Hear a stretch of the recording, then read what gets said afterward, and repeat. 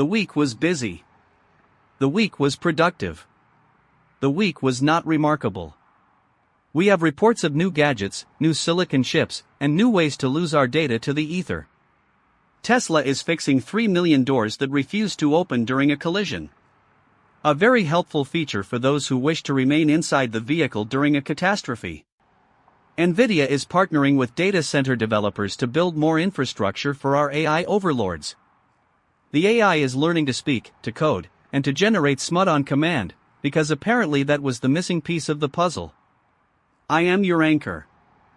I am currently watching the ticker tape slide past the bottom of my screen. It is a parade of minor triumphs and major disasters.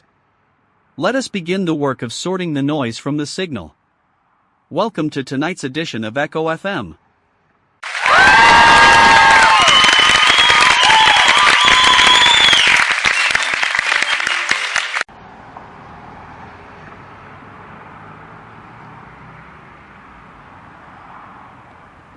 Alistair, I am standing in Sheba, and the ground here is currently a river. The water is cold. It smells of stagnant mud and the diesel of idling rescue trucks. You mentioned minor triumphs, but there are families here sitting on the roofs of their submerged sedans. I want to be really clear, these people were not looking for a refreshingly fun smartwatch or a better way to index their search results.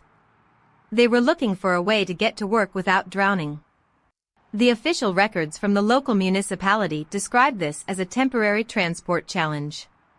It is not a challenge. It is a complete failure of drainage infrastructure built to serve a world that is no longer here. I see a child holding a plastic bag over their head to stay dry. The bag has a logo of a company currently trading at record highs.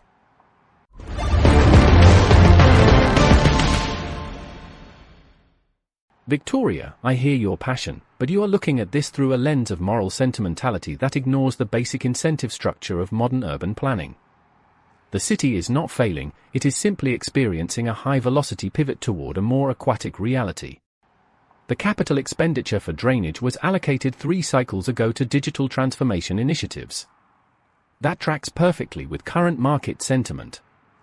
You call it a disaster, but the insurance adjusters call it a necessary market correction in a high-risk flood zone. The incentives here are not about keeping people dry, they are about maintaining shareholder value while the assets depreciate. You seem to think the system should care about the people on the roof. The system is designed to care about the people in the boardroom. That is not a glitch. That is the feature.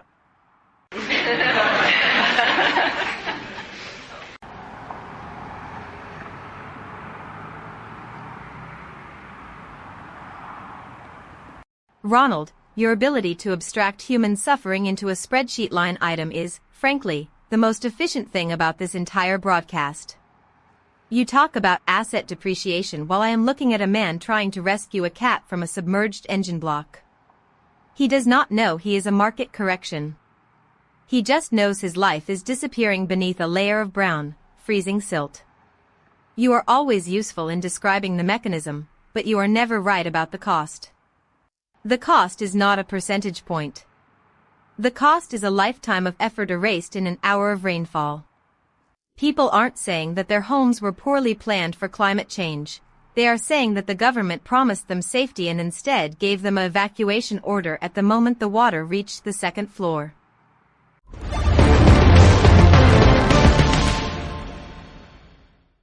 Victoria, your report is vivid. Ronald, your cynicism is consistent. It is a recurring theme tonight. Speaking of consistency, Apple is cutting hundreds of jobs from its Siri and Vision Pro teams. The initiative was visionary. The Vision Pro is now a legacy concern. The transition was managed with the usual surgical precision. We also have news of a developer who accidentally logged hundreds of thousands of private phone calls to military bases. The data was open. The data was exposed. The developer thought it was just a sandbox. It seems that everything is a sandbox until it becomes a public liability. The scale of the leak was described as a minor security oversight. A minor oversight involving the sensitive communications of national defense. Nobody resigned. Nobody apologized. The data is still out there. It is the new normal.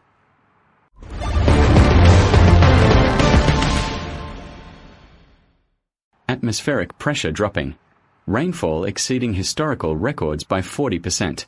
Probability of total displacement, 92%. The infrastructure capacity is exceeded. The soil saturation is critical. The drainage channels are blocked by municipal refuse. The structural integrity of the residential sector is compromised. The emergency alerts are currently failing due to power grid instability. Residents are advised to avoid the lowlands. Residents are advised to monitor official channels for updates that may not arrive. The current conditions are unsustainable. The long-term forecast indicates an increase in localized flooding events. The probability of returning to normalcy is 0%. All systems are reporting within expected parameters for a decaying environment. Please remain indoors until the water level recedes or the structural support fails. Your safety is a statistical anomaly in this sector. The grid remains active for data transmission.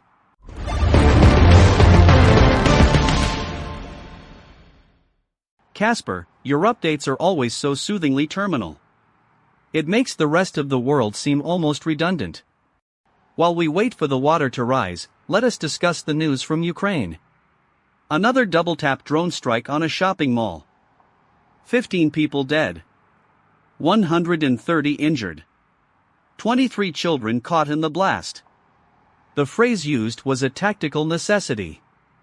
The necessity involved killing people who were buying bread and clothes.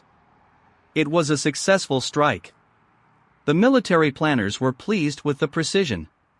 Precision is the word of the year. We are very precise about how we kill people, how we fire employees, and how we lose data. Precision has become our primary export. It is truly remarkable how we have refined the art of being accurate while being completely and utterly wrong.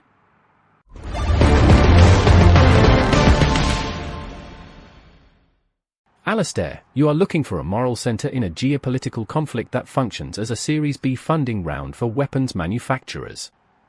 The double tap is a feature of urban warfare designed to maximize the impact on rescue assets. It is brutal, but from the perspective of a combatant, it is an efficient use of ordnance to force a resource drain on the enemy. You are shocked by the children, but the military sees a target acquisition optimization. The incentives here are purely transactional. You hold territory, you secure the supply chain, you minimize the cost of resistance. That is the game. Victoria will hate that I said this, but the war is the most honest part of our current economic model. It is the only place where the burn rate is actually tied to something tangible, like death.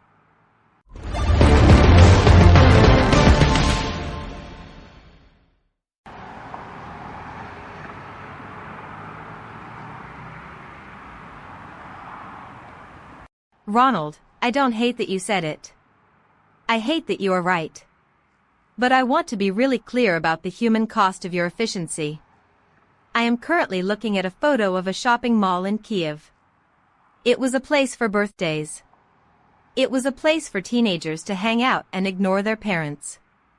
Now it is a graveyard. You call it a resource drain.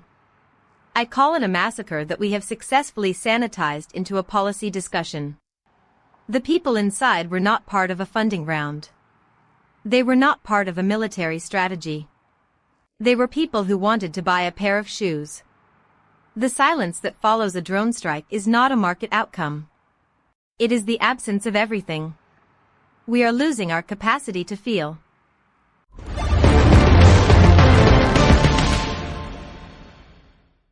The conversation has reached its natural conclusion, which is to say, we have run out of ways to describe the horror without sounding like a press release. In other news, Fernando Cerramito has been arrested.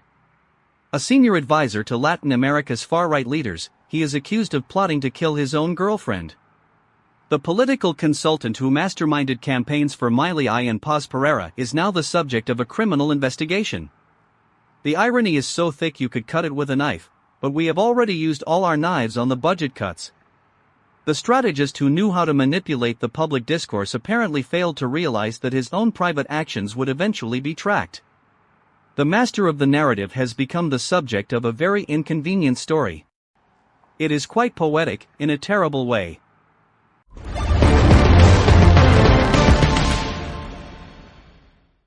Alastair, that particular pivot is fascinating. Sarah Mado was the architect of modern digital populism in the region. He built the very systems that turned voters into products, and now he is the product of a legal failure. You call it poetic. I call it a catastrophic brand failure. When you build a machine to destroy truth, you eventually get caught in the gears. He forgot the most basic rule of the game: don't get high on your own supply. The incentives here are not about morality, they are about control. He lost control of his own reality, which is the one thing you can never outsource to a consultant. He is currently facing charges that will likely end his career. It is the ultimate market correction. Yeah. It is, frankly, the most predictable outcome of the entire season.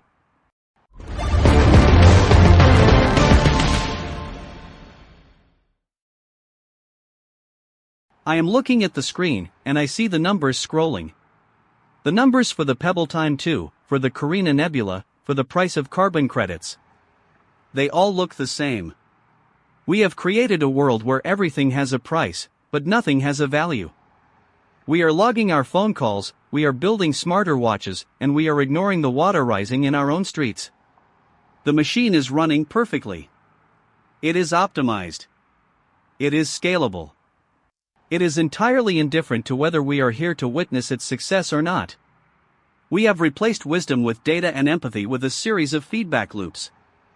And now, I must ask, if the system is working exactly as designed, then why does it feel like we are all currently in the process of being deleted? There was a woman in Chiba today. She stood on a bridge, watching the water carry away a red plastic crate that contained her life. She had photos, a set of keys, and a collection of ceramic bowls that belonged to her mother. She was not a strategist, a shareholder, or a product manager. She was simply a person who stood in the rain and waited for a government vehicle that never came. Her name is not in the casualty reports. Her name is not in the municipal press releases about transport challenges. Her story will not be captured by any algorithm or parsed by any AI. She is one of the billions who exist in the margins of our perfect systems, invisible and entirely replaceable. The question is not why the water rose, but why we stopped caring about the person who watched it happen. Does she matter?